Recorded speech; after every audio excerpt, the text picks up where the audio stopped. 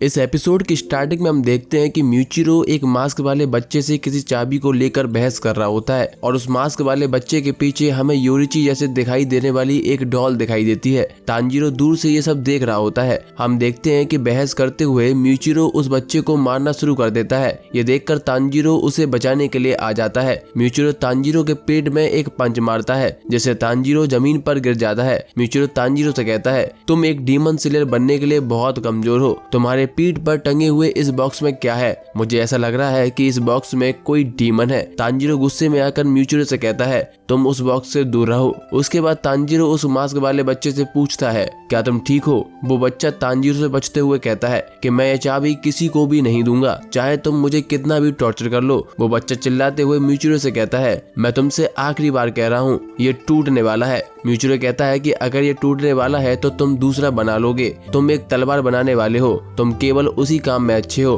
तुम लोगों को नहीं बचा सकते हो। लोगों का बचाने का काम एक हाशिरा की जिम्मेदारी है और हमारा समय दूसरे लोगों की तुलना में बहुत ज्यादा कीमती है। चुपचाप मुझे वो चाबी दे दो। ये सुनकर मास्क वाला बच्चा बहुत ज्यादा डर जाता है। तांजीरो उन दोनों के बीच में आकर म्यूचिरो से कहता है कि तलवार बनाने वाला भी हमारे लिए उतना ही जरूरी है। अगर वो तलवार बनाकर नहीं देंगे तो हम कुछ भी नहीं कर पाएंगे। हम लोग अलग अलग तरीके से लड़कर अपना योगदान दे रहे हैं। म्यूचिरो तांजीरो को बीच में रोकते हुए कहता है, मुझे तुम्हारा बोरिंग भाषण नहीं सुनना है, मेरे पास टाइम नहीं है। और तांजीरो पर अपनी लात से अटैक करता है जिससे तांजीरो वहीं पर बेहोश हो जाता है। अगले सीन में हम देखते हैं कि हागे नेजुको ये सब पेड़ के पीछे से छुपकर देख रहा होता है। जैसे ही तांजीरो बेहोश होता है तो हागे नेजुको तांजीरो की मदद करने के लिए आ जाता है, पर तांजीरो को होश में आता हुआ देख वो वहाँ से भाग जाता है। तांजीरो होश में आते हुए उस मास्क वाले बच्चे से पूछता है, क्या हागे नेजुका यहाँ आया था? जिस पर वो बच्चा मना कर देता है। तांजीरो उसके बाद हाशिरा के बारे में पूछता है। वो बच्चा कहता है कि मैंने उसे चाबी दे दी थी तो वो चाबी लेकर यहाँ से जा चुका है। तांजीरो उस बच्चे से माफी मांगता है और कहता है कि मैं तुम्हारी ज्यादा हेल्प नहीं कर पाया, पर वो बच्चा तांजीरो को शुक्रिया कहता है। तांजीरो उसके बाद उस बच्चे से पीछे खड़ी हुई डॉल के बारे में पूछता है। वो बच्चा बताता है कि वो एक मैकेनिकल डॉल है जो एक चाबी से चलती है। इस डॉल को 108 तरीके से लड़ने की स्टाइल आती है। इसका नाम योरिची टाइप 0 है। म्यूचिरो को ये डॉल ट्रेनिंग करने के लिए चाहिए थी। तभी हमें तलवार टकराने की आवाज आती है जिसको सुनकर तांजीरो और मास्क वाला बच्चा उस आवाज की तरफ भागते हैं। अगले सीन में हम देखते हैं कि म्यूचिरो योरिची टाइप 0 के साथ अपनी ट्रेनिंग कर रहा होता है। वो मास्क वाला बच्चा तांजीरो को आगे बताता है कि ये डॉल उसके पूर्वजों ने बनाई थी। तांजीरो उससे पूछता है कि इसके 6 हाथ क्यों है? वो बच्चा बताता है कि मैंने अपने पिता से सुना था कि ये एक रियल तलवारबाज को देखकर बनाई गई थी, पर उस तलवारबाज के मूवमेंट इतने तेज थे कि उसको कवर करने के लिए इस डॉल में 6 हाथ लगाने पड़े। तांजीरो को योरिची का फेस जाना पहचाना लगता है। वो आगे पूछता है कि क्या तुम इस इंसान को जानते हो?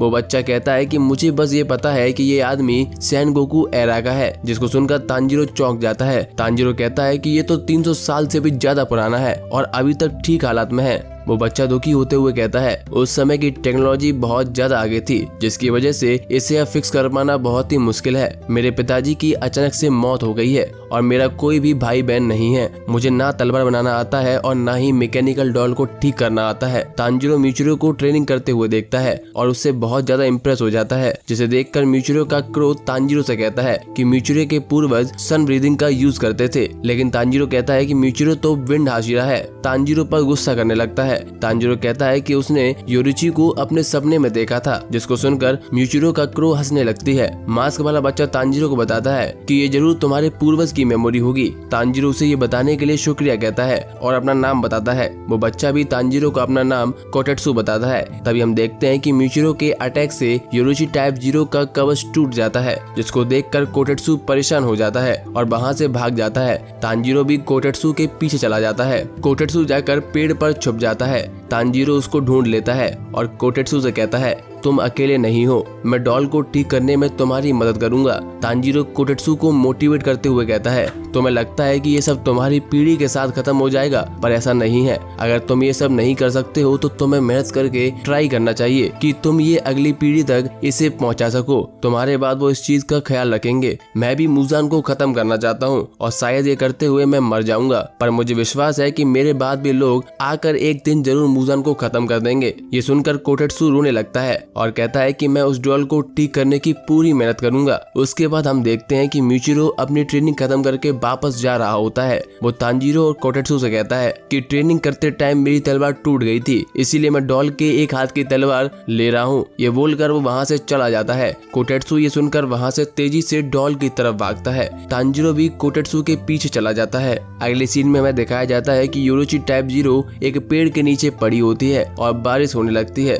इस डॉल को ऐसा देखकर कोटेत्सु रोने लगता है। तांजीरो कोटेत्सु से कहता है कि इसे स्टार्ट करके देखो, क्या पता ये चल जाए। कोटेत्सु डॉल में चाबी भरता है और डॉल चलने लगती है। उसके बाद कोटेत्सु तांजीरो से उस डॉल के साथ ट्रेनिंग करने के लिए कहता है। कोटेत्सु कहता है कि तुम्हें म्यूचिरो से ज्यादा पावरफुल बनना होगा। इसके बाद तांजीरो उस डॉल के साथ अपनी ट्रेनिंग स्टार्ट कर देता है। शुरुआत में कोटेत्सु उस डॉल से सारी तलवार निकाल कर उसमें लकड़ी के डंडे लगा देता है, पर तांजीरो उस डॉल के 5 हाथों के सामने बिल्कुल भी टिक नहीं पाता। कोटेत्सु कहता है कि तुम्हें म्यूचिरो से ज्यादा स्ट्रॉन्ग बनना होगा और म्यूचिरो को गालियां देने लगता है। तांजीरो डॉल को देखकर सोचता है कि मुझे स्ट्रॉन्ग बनना है जिससे मैं मुजान को हरा सकूं। तांजीरो फिर से डॉल पर अटैक करता है, पर डॉल के अटैक से तांजीरो दूर जाकर गिरता है। कोटेत्सु तांजीरो से कहता है तुम अपने एनिमी के मूवमेंट्स को देखे बिना अटैक कर रहे हो, पता नहीं तुम अब तक डीमन स्लेयर कॉर्प में कैसे जिंदा बच गए। आगे अब मैं तुम्हें सिखाऊंगा कि कैसे लड़ाई करनी चाहिए। जब तक तुम मेरी बात नहीं मानोगे तब तक तुम्हें कुछ भी खाना या पीने को नहीं दिया जाएगा। इसके बाद तांजीरो दिन रात अपनी ट्रेनिंग जारी रखता है, पर डॉल पर एक भी अटैक नहीं कर पाता। हमें बताया जाता है कि तांजीरो को ट्रेनिंग करते हुए 5 दिन हो चुके होते हैं और कुछ न खाने और पीने की वजह से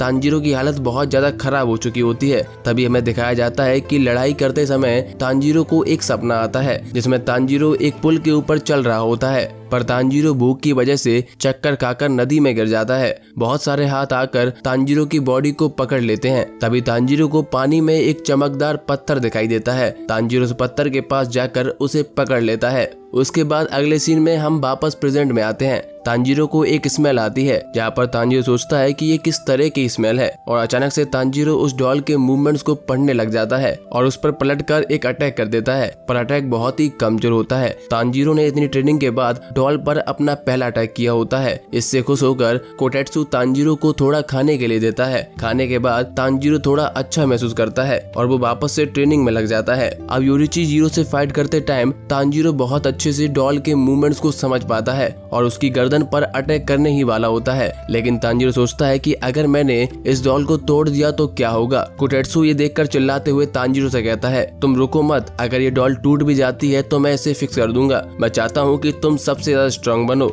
ये सुनकर तांजीरो अपनी पूरी ताकत से उस डॉल की गर्दन पर अटैक करता है, पर इस अटैक से तांजीरो नीचे गिर जाता है। कोटेत्सु तांजीरो से पूछता है कि क्या तुम ठीक हो। तांजीरो तलवार तोड़ने के लिए कोटेत्सु से माफी मांगता है। हम देखते हैं कि तांजीरो के अटैक से उस डॉल का सर टूट जाता है। उस डॉल में से एक और तलवार निकल कर आती है, जिसको देखकर तांजीरो और कोटेत्सु दोनों हैरान हो जाते हैं। इसी के साथ ये एपिसोड खत्म हो जाता है।